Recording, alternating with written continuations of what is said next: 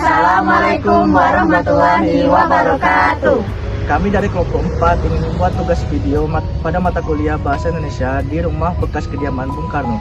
Dengan saya sendiri, Raino Priyansyah dengan NPM F1F024020. Dengan saya Ocha Alanwari dengan MPM F1F024068. Saya Indah Wulandari dengan NPM F1F024054. Saya Saila Donavisa dengan NPM F1F024024. Saya Firia Putri Maimula dengan NPM F1F024064. Selamat menyaksikan.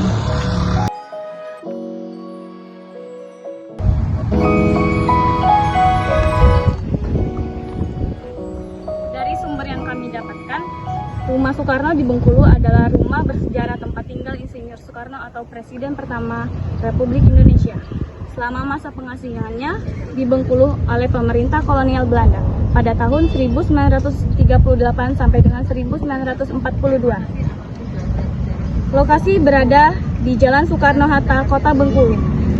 Rumah ini bergaya kolonial, sederhana, berdinding papan, bercat putih, beratap tinggi dengan jendela-jendela besar khas rumah zaman Belanda. Mari kita lihat.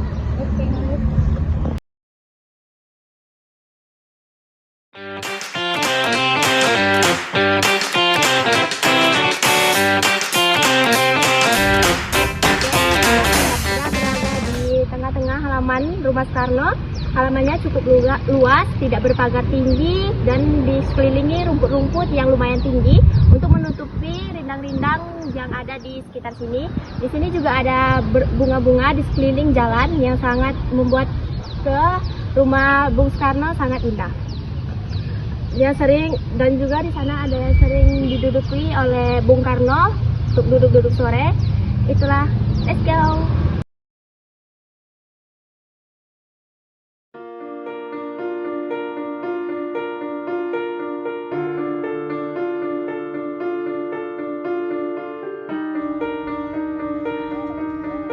Di sudut kota yang tenang dan penuh sejarah, berdirilah sebuah rumah tua yang menjadi saksi bisu perjalanan panjang seorang proklamator bangsa, Insinyur Soekarno.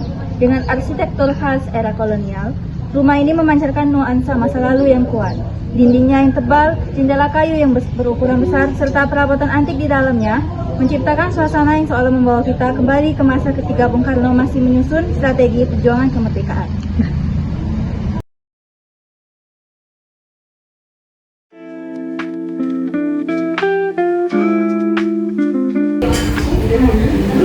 Oke guys, di sini kita akan memasuki ruangan kerja Bung Karno.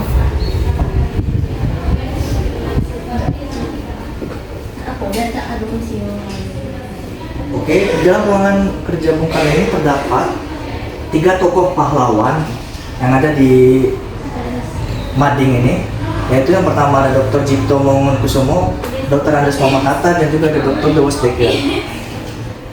Dan di sini juga ada Soekarno berbicara tentang ujian bagi seorang pemimpin bangsa. Dan di sini ada juga organisasi pada saat tahun 1929 yaitu Bansio, dan ada 1931 itu Suka Miskin, dan ada pun ND 1934 sampai 1938, dan di sini juga ada Bengkulu yaitu 1938 sampai 1942, dan ada juga Beras Tagi dan Perapat itu di tahun 1948, dan ada juga terakhir yaitu Muntok di tahun 1949. Dan di sini juga ada surat biaya perjalanannya. Di sini terdapat surat kenaikan tunjangan kepada Gubernur Jenderal Hindia Belanda di Buitenzorg atau Bogor pada tanggal 22 Juli 1940. Dan di sini juga ada surat biaya perjalanan yaitu kepada Residen Timur tentang biaya perjalanan Insinyur Soekarno bersama Rio Gamosin dan IMA dari ND menuju Bengkulu pada tanggal 21 September 1938.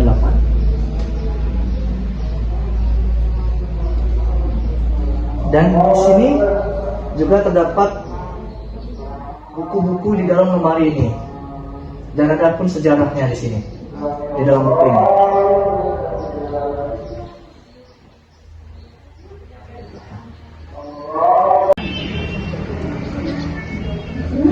Hai guys, di sini terdapat sepeda peninggalan Bung Karno yang dimana dulu pernah dipakai Bung Karno selama masa pengasingan. Dan di sebelah sini bisa kita lihat ada 4 kursi dan 1 meja di mana tempat biasa Bung Karno bersantai bersama sang istri. Baik, bisa kita lihat di belakang sini. Di sini ada sejarah tentang sahabat-sahabat peneliti kekerasan Bung Karno. Yang pertama ada A.J. Kim selama 1905 sampai 1988. Kemudian ada Hasan Din 1905 sampai 1994. Kemudian yang terakhir ada Muhammad Husin Tamrin pada tahun 1854 sampai 1941. Dan kalian bisa membaca sejarah-sejarahnya di sebelah sini. Kemudian di atas ada bangku peninggalan selama Bung Karno di sini yang sepertinya masih di bawah aslinya. Dan di atas sebelah sini bisa kita lihat ada foto Insinyur Soekarno. Oke, sekarang kita berada di ruang tidur tamu yang berada di sini. Suratan pena Bung Karno, dan di sini dua buku karya Bung Karno yang fenomenal. Di sini ada guratan rancangan pada tahun 1922 Bung Karno kuliah di jurusan teknik, dan di sini Bung Karno dan Islam, yaitu porsi terbesar dari 300 buku koleksi Bung Karno di Bengkulu, dan di sini Bung Karno dan keimanan. Dan di sini Bung Karno dan diskusi dengan tokoh-tokoh Islam pada tahun 1934 sampai 1938. Dan di sini ada kostum Monte Carlo. Sebelah sini Bung Karno tentang hubungan agama dan perjuangan kemerdekaan, dan Bung Karno dan tentara Islam dan negara. Di sini Bung Karno dan kebijakan pro-Islamnya. Di sini Hotel Monte Carlo. Kita beranjak ke kamar atau ruang tidur anak angkat, karena dijualnya atau juga disebut dengan Sukarti-Kartika. Di sebelah sini ada tulisan Karno di uang pertama Indonesia, yaitu ORI atau Uang Republik Indonesia, yaitu diterbitkan oleh pemerintah RI setelah kemerdekaan tahun 1945. ORI lahir pada tanggal 30 Oktober 1946. Uang ini menampilkan gambar penting, salah satunya adalah gambar Soekarno sendiri. Di sini ada ori pertama pada tahun 1945, ori kedua pada tahun 1947. Di sini juga terdapat uang-uang bergambar Bung Karno.